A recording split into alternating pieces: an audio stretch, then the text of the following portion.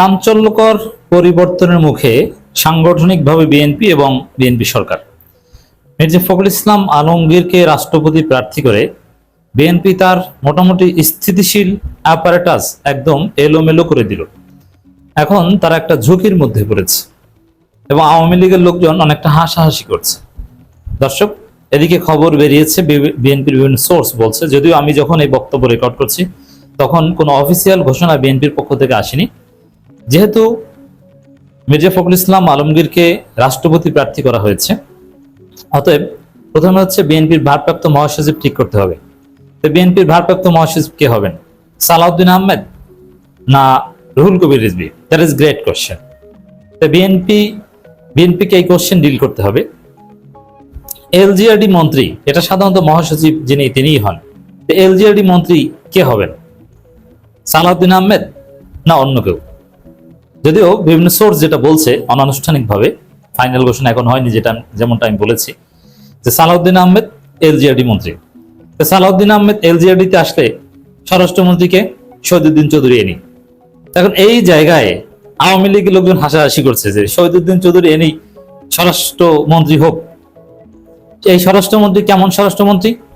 Shahiduddin Chowdhury any, ওই যে Shahiduddin Chowdhury any একটা ভিডিও ফাঁস হয়েছিল যে চাঁদাবাজি একটু কৌশলে করতে হয়, কৌশলে চাঁদাবাজি তত্ত্বের জনক শহীদুদ্দিন চৌধুরী এনি নিজেই যদি স্বরাষ্ট্রমন্ত্রী হন তাহলে বুঝেন দেশের অবস্থা কি হবে।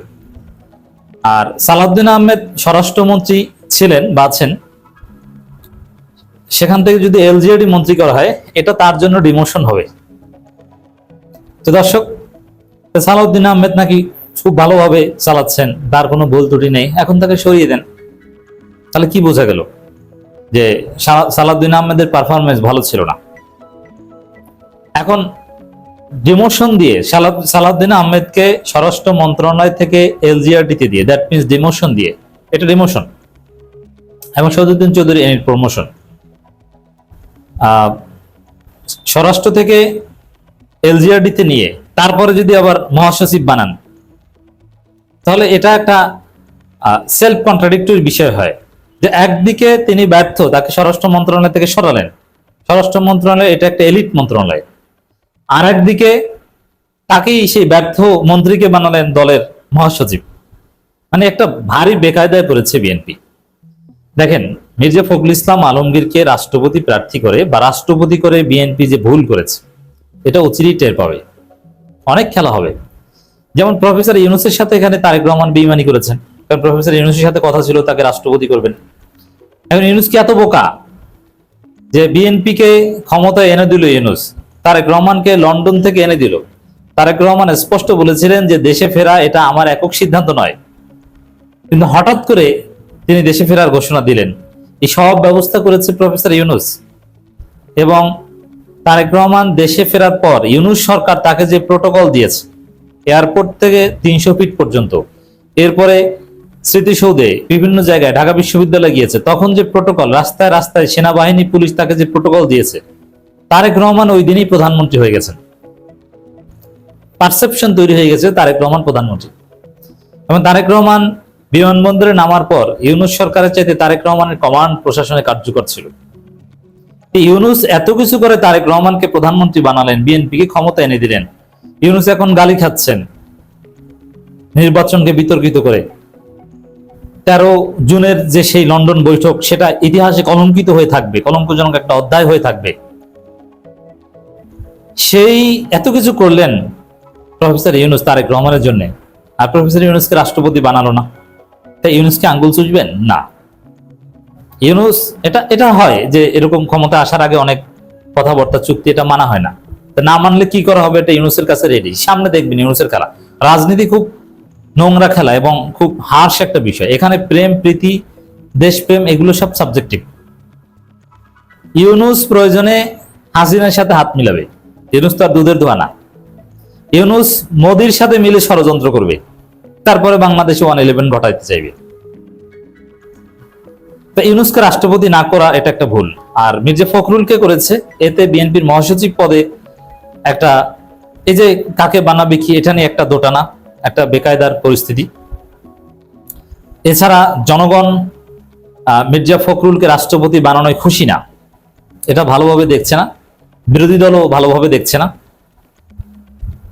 ইত্তেফাকের একটা খবর দেখলাম, তারা সেখানে ভোট দিয়েছে অনলাইনে, যে আপনি কাকে রাষ্ট্রপতি হিসেবে চান, মির্জা ফখরুল না কর্নেল অলি। তো মানুষ মির্জা ফখরুলের কথা বলছে না, কেউ কেউ কর্নেল অলির কথা বলছে, যদিও মানুষের এই বলা না বলায় কোনো তাৎপর্য নাই। এটা জাতীয় ইউনিভার্সাল সাফ্রাইজের কোনো ভোট না, এটা কোনো ভোটই না, এটা একটা সরকারি সিদ্ধান্তের বিষয়, সরকার দলের ইচ্ছার বিষয়। তারপরও মানুষ কি চায় এটা তো বোঝা যায়। মির্জা ফখরুলের পক্ষে কাউকে মন্তব্য করতে আমি দেখলাম না, শত শত কমেন্ট দেখলাম। কেউ কেউ বলছেন কর্নেল অলি, জামাতের লোকজন বলছেন, জামাতের কিছু লোক তো আছে তারা সামিনা ওয়া তানা, সিদ্ধান্ত যৌক্তিক হোক অযৌক্তিক হোক তারা অন্ধভাবে সেটা অনুসরণ করবে, তারা বলছে কর্নেল অলি। কেউ কেউ বলছেন খায়রুল দেওয়ান, অমুক তমুক ইত্যাদি ইত্যাদি। এর মানে মির্জা ফখরুলের কথা কেউ বলছে না। তো জনগণ যদি রাষ্ট্রপতি পদ, এটা দলীয় কোনো পদ না, এটা সরকারি কোনো পদ না, এটা রাষ্ট্রের সর্বোচ্চ সম্মানিত পদ। এখানে জনগণের খুশি হওয়া, বিরোধী দলের খুশি হওয়ার একটা বিষয় আছে, নইলে রাষ্ট্রপতি পদের হাকিকাত অর্জন হয় না বিরোধী দল সাধারণ জনগণ খুশি না হলে। তো এটাও অর্জন হলো না, বিএনপি তাদের অ্যাপারেটাস এলোমেলো করে দিল। ওদিকে আওয়ামী লীগ হাসাহাসি করছে, আবার ভারত প্রথম আলো ডেইলি স্টার খুশি, এর ফল কিন্তু ভালো হয় না। এবং ইউনুস ডেফিনেটলি, ইউনুস গং জর্জ সারসদের যে খেলা, ইউনুসের পক্ষে আমরা বলি, প্রশংসা করি, আবার ইউনুসের যে নানান চরিত্র আছে সেটাও আমরা বলি।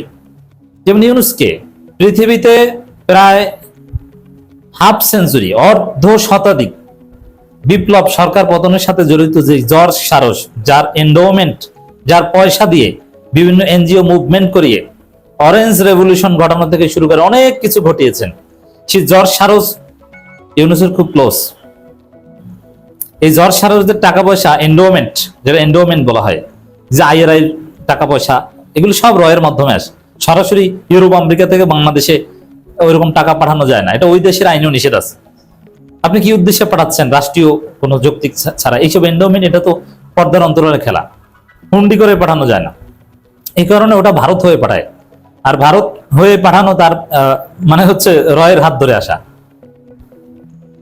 এই ইউনুস এই রয়ের সাথে মিলে, ভারতের সাথে মিলেই দেখবেন যে বিএনপি 12টা বাজাতে পারে। তো এটা তো কোনো প্রয়োজন ছিল না। তো দর্শক, অতএব এটা বিএনপির একটা মিস্টেক হিসেবেই থাকবে। আর শহীদুদ্দিন চৌধুরী এনি চাঁদাবাজি প্রশ্নে বিতর্কিত, তাকে স্বরাষ্ট্রমন্ত্রী করা হলে আমি মনে করি না যে আইন শৃঙ্খলার যথেষ্ট উন্নতি হবে। সালাউদ্দিন আহমেদের ব্যর্থতা সত্ত্বেও অ্যাটলিস্ট শহীদুদ্দিন চৌধুরী এনির চাইতে ভালো ছিল বলে আমি মনে করি। সালাউদ্দিন আহমেদের চাইতে বেস্ট কোনো চয়েস হতে পারত। অবশ্যই স্বরাষ্ট্র মন্ত্রণালয় মন্ত্রী নিজে, তারেক রহমান নিজে থেকে যদি প্রতিমন্ত্রী অন্য কাউকে বানাতেন ভালো হতো। এখানে অনেক বিএনপির প্রবীণ নেতাদেরকে বঞ্চিত করা হয়েছে। আলতাফ হোসেন চৌধুরীকে যদি স্বরাষ্ট্রমন্ত্রী বানাতো, that would be good. Moin Khan আছেন, এরকম আরো দক্ষ অনেক লোক আছেন যারা বঞ্চিত। খন্দকার মোশাররফকে বঞ্চিত করলো, মঈন খানের মুখে কাষ্ঠ হাসি আসে না, তারপর হাসছেন আজকে। তো এগুলোর ফলাফল ভালো হবে না, বিএনপি টের পাবে।